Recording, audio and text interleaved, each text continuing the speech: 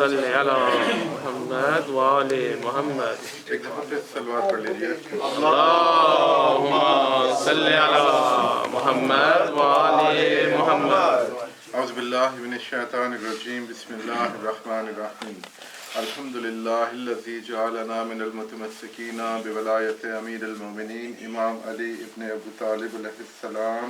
صلوات پڑھ لیجیے. اللہم صلی علی محمد وآل محمد. ولعنت اللہ علی اعدائهم. آج کی مجلس منسوب ہے امام محمد تقی علیہ السلام کی شہادت کے سلسلے میں. امام محمد تقی علیہ السلام پورا نام محمد بن علی التقی الجواد علیہ السلام. تقی متقی تقوی والا اور جواد کے مطلب بہت زیادہ سخی. اور پڑھا ہے کہ اگر آپ کو کوئی بھی کسی قسم کی پریشانی ہو، مالی پریشانی ہو خاص طور پہ، تو 100 ٹائمز 100 دفعہ صلوات پڑھ کے ہدیہ کریں امام محمد تقی علیہ السلام کو.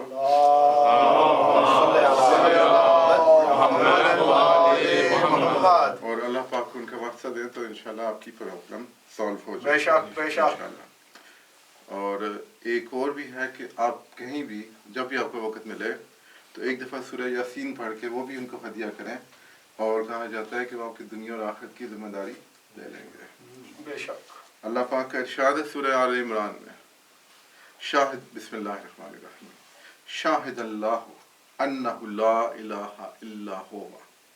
اللہ گواہی دیتا ہے، خود گواہی دیتا ہے کہ اس کے سوا کوئی معبود نہیں ہے. والملائکۃ اور ملائکہ، والذین اولو العلم قائما بالقسط لا الہ الا ہوا بسم اللہ بسم اللہ هو العزیز الحکیم.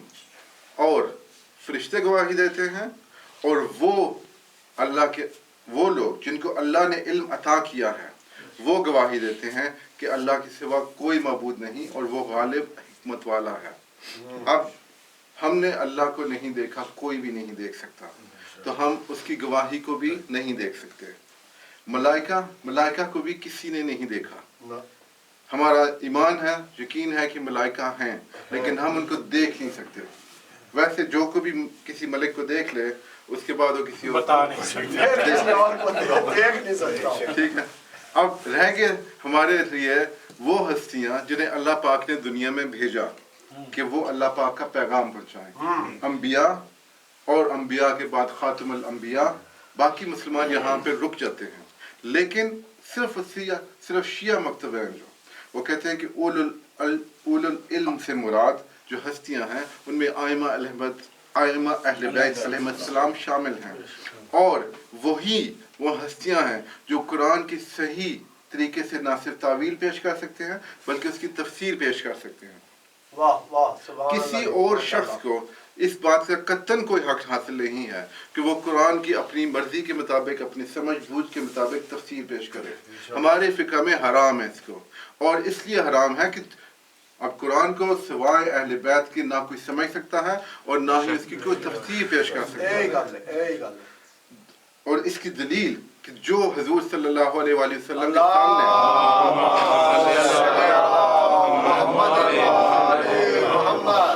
جو صحابہ کرام بیٹھتے تھے، تشریف رکھتے تھے، حضور سے خود سنتے تھے، انہیں سمجھ نہیں آتی تھی.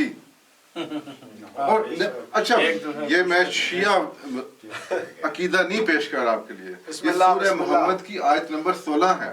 وَمِنْهُمْ مَنْ يَسْتَمِعُ إِلَيْكَ حَتَّى إِذَا خَرَجُوا قَالُوا لِلَّذِينَ أُوتُوا الْعِلْمَ مَاذَا قَالَ آنِفًا. اور ان میں سے کچھ ایسے ہیں جو آپ سے سنتے ہیں حتیٰ کہ آپ کے پاس سے اٹھ کے جاتے ہیں باہر تو ان لوگوں سے پوچھتے ہیں جن کو علم عطا کیا گیا ہے کہ ابھی رسول کیا کہہ رہا تھا. خود سن کے گئے ہیں. حضور صلی اللہ علیہ وآلہ وسلم فرما رہے ہیں، یہ سن رہے ہیں بیٹھے ہوئے، اور پھر بھی سمجھ میں کچھ نہیں آیا، اور اس کے باوجود کہتے ہیں کہ ہمارے لیے قرآن کافی ہے. کیسے کافی ہے؟ نہیں ہو سکتا کافی. اچھا اب دیکھنے والی بات یہ ہے کہ آپ مسلمانوں سے پوچھیں نا کہ یہ باہر جا کے پوچھتے کس سے تھے، کس سے پوچھتے تھے؟ تو پوچھتے اسی سے تھے جو کہ نہ صرف خود شاہد بھی ہے بلکہ من ہو بھی ہے. بے شک بے شک بے شک. افمن کان علی بینات من ربہ ویتلو شاہد منہ، کیا وہ شخص جو اللہ کی طرف سے بینات پر دلائل پر ہے تمہارے سامنے اور اس کے ساتھ ہی پیچھے پیچھے اس کا گواہ آتا ہے جو اسی میں سے ہے، اور گواہ وہ ایسا ہے کہ جس کے پاس پوری کتاب کا علم بھی ہے، اس کے پاس ہر ایک چیز کا علم ہے، بے شک بے اول شک. سے لے کے آخر تک. وہ انسان کے پیشانی میں دیکھ کے بتا سکتا ہے کہ قیامت تک اس کی نسل میں سے کوئی مومن ہے یا نہیں ہے. اپنے پاس سے نہیں کہہ رہا. یہ بھی قرآن پاک کی آیت ہے، سورہ رعد کی آخری آیت ہے.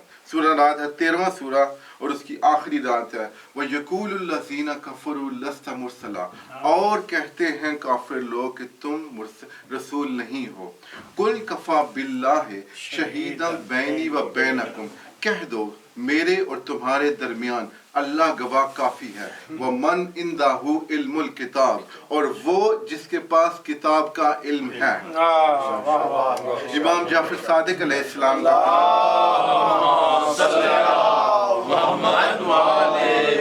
اور آپ نے بہت کم ایسی حدیث سنی ہوگی جس میں سرکار قسم کھا رہے ہیں اللہ کی. وہ فرماتے ہیں واللہ، اللہ کی قسم، لقد انی علی علیہ السلام عندہ علم الکتاب، هو الذی عندہ علم الکتاب.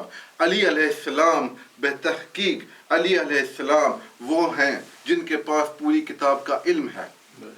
اور پوری کتاب کا علم آپ نے واقعہ سن چکے ہیں کہ حضرت سلیمان علیہ السلام کے ایک وزیر تھے آصف بن برخیا، جن کے متعلق قرآن پاک میں لکھا ہوا ہے کہ عندہ علم من الکتاب، جس کے پاس کتاب میں سے علم تھا. اور انہوں نے چشم زدن میں ہزاروں مائل کی مسافت سے تخت بلقیس حاضر کیا تھا. اور حضرت خضر علیہ السلام جنہوں نے حضرت موسیٰ علیہ السلام کو اپنی شاگردی میں لینے سے انکار کر دیا تھا.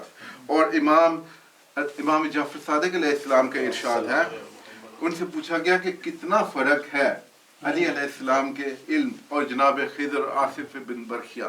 تو انہوں نے فرمایا کہ یہ جو سامنے دریا ہے نا، اس میں مچھر ڈبکی مارے اور مچھر نکلے باہر، اور مچھر کے پر پہ جو پانی ہے وہ اس پانی کے برابر آصف بن برخیا اور حضرت خضر کا علم ہے. اور جو پانی سمندر میں ہے، دریا میں ہے، وہ مولا علی علیہ السلام.